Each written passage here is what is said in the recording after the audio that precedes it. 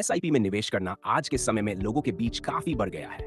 Future में तगड़ा fund पाने के लिए लोग एसआईपी में ज्यादा निवेश करते हैं। लेकिन कई बार ऐसा होता है कि किसी कारण से लोग अपनी एसआईपी को मैच्योरिटी से पहले ही बीच में रोक देते हैं। लेकिन अगर आप भी एसआईपी को बीच में रोकने का सोच रहे हैं तो फिर पहले 8 जरूरी बातों को समझ लें, वरना बाद में पछताना पड़ सकता है। नंबर 1, एसआईपी बंद करने से पहले जरूर सोचें।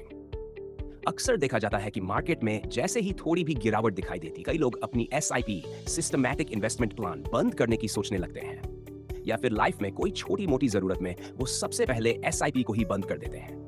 असल में लोग सोचते हैं कि थोड़े दिन बाद फिर शुरू कर देंगे, लेकिन यही वो कर देते हैं सबसे बड़ी गलती। एसआईपी बंद करना सुनने में भले ही आसान लगे, लेकिन इसके कुछ ऐसे बुरे परिणाम हो सकते हैं जिन्हें जानकर आप हैरान रह जाएंगे।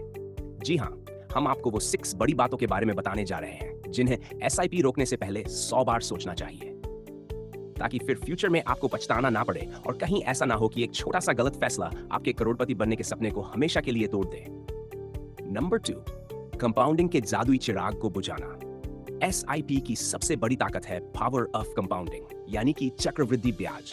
इसका मतलब होता है कि आपके इन्वेस्टमेंट पर जो ब्याज मिलता है, उस ब्याज पर भी ब्याज आपको मिलता है।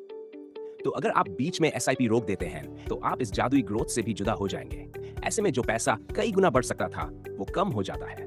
मान लेते हैं कि अगर 15 इयर्स तक चलने वाली एसआईपी को आपने किसी कारण से बस 7 इयर्स में ही रोक दिया, तो फिर आपने कंपाउंडिंग के सबसे सुनहरे 8 इयर्स पल में खो दिए होते। एसआईपी का एक और बड़ा बेनिफिट्स होता है रुपी कॉस्ट एवरेजिंग, यानी कि अक्सर जब भी मार्केट गिरता है तो एसआईपी की फिक्स रकम से आपको म्यूचुअल फंड की ज्यादा यूनिट्स सस्ते दाम पर मिल जाती हैं, और जब मार्केट चढ़ता है तो कम यूनिट्स मिलती हैं।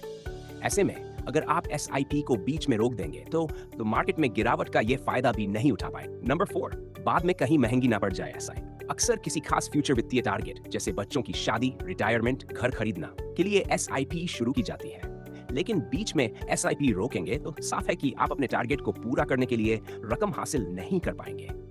फिर बाद में उसी टारगेट को पूरा करने के लिए आपको हो सकता है कि कहीं ज्यादा बड़ी रकम या ज्यादा समय तक निवेश करना पड़ जाए। वो इसलिए क्योंकि समय के साथ आपके टारगेट की लागत भी महंगाई के कारण बढ़ती जाती है। नंबर 5, वित्तीय भविष्य पर भारी पड़ना। नियमित रूप से एसआईपी में निवेश करना एक अच्छी वित्तीय आदत मानी जाती है, लेकिन अगर ये आदत आपने एक बार बीच में तोड़ी तो फिर इसको दोबारा शुरू करना मुश्किल होता है, क्योंकि फिर टालमटोल लोग शुरू करते हैं जो आपके वित्तीय भविष्य पर भारी पड़ सकती है। हमेशा ध्यान रखें कि एसआईपी आपको अनुशासित निवेशक बनाती है। बाजार गिरे तो एसआईपी क्यों रोके? ये आमतौर पर देखा जाता है कि अगर मार्केट थोड़ा लंबा समय तक गिरा रहा तो फिर लोग डर के कारण से अपनी एसआईपी बंद कर देते हैं, जबकि ये सबसे बड़ी गलती होती है। शेयर मार्केट में गिरावट का मतलब है कि आपको वही म्यूचुअल फंड यूनिट्स डिस्काउंट पर मिल रही है, तो ये आपके लिए निवेश को बढ़ाने का मौका होता है, ना कि रोकने का। वो भी निवेशक मार्केट गिरने पर एसआईपी बंद नहीं करते हैं, उनको मार्केट हाई होने पर अच्छा फायदा मिलता है। नंबर 7, एग्जिट लोड को समझें। आपको बता दें कि कुछ एसआईपी म्यूचुअल फंड स्कीम्स में, खासकर इफ्त में, एक फिक्स टाइम जैसे 1 साल से पहले अगर आप राशि निकाल रहे हैं तो इस पर एग्जिट लोड निकासी शुल्क लगता है। लेकिन वहीं अगर आप जल्दी एसआईपी बंद करके पैसा निकालते हैं तो यह चार्ज आपके मुनाफे को भी कम कर सकता है। नंबर 8, तो कब और कैसे रोकें एसआईपी? आपका हमेशा एसआईपी जारी रखना ही सबसे अच्छा बात होती है, लेकिन अगर किसी कारण से कभी कोई बहुत बड़ी इमरजेंसी आ जाए और कोई दूसरा रास्ता न हो तो कुछ बातों का ध्यान रखें कि क्या ये टारगेट एसआईपी रोकर पूरा करना ही एकमात्र ऑप्शन है। क्या कोई निकासी शुल्क लगेगा या मुनाफे पर टैक्स भी देना पड़ सकता है? वैसे एसआईपी रोकने की बजाय कुछ समय के लिए पॉज करने का ऑप्शन चुनना अच्छा हो सकता है।